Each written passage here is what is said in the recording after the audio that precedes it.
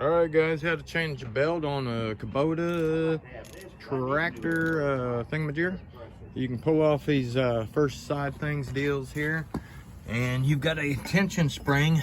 Go ahead and pull that off if it hasn't already come off, because the belt snapped, and it will go up there on that little hook right there. So we'll get our belt loose from there, and we're going to need to do a couple of things. One thing we'll have to do is we'll have to loosen that to get it out of that arm right there, and we'll need to come over here.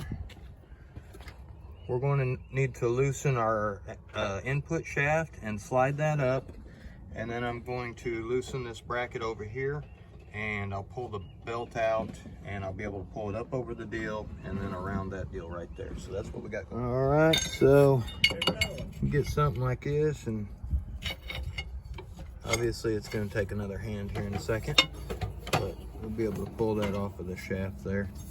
And I've already got this bracket loose.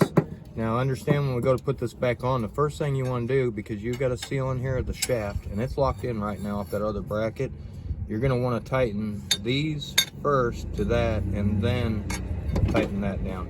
Because if you tighten this down and then this pulls on your gearbox this way, you're going to lose your seal and you're going to leak. All right, so we've got our belt rerouted, and I had to loosen the tensioner arm to be able to slide that belt back behind there and then get the belt on there, which it laps around here and then it goes around your pulley there.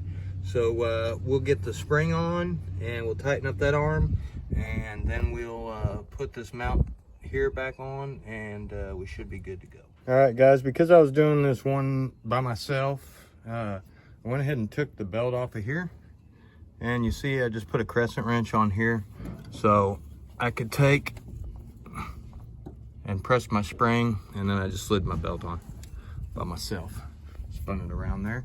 We're good to go. So we will some of this stuff is just falling apart.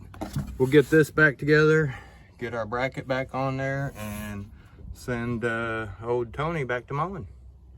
Thanks. Like, subscribe, hit the notification button. Okay guys, so I've got this first one mounted down to my deal. I'm gonna go ahead and tighten up the two mounts to the deck, and that way I don't pull my gearbox over and make my seal leak.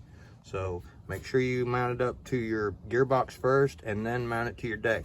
If you mount it to your deck and this is a little bit out, as you put this in, it's gonna pull this whole gearbox over and you'll probably have a seal leak.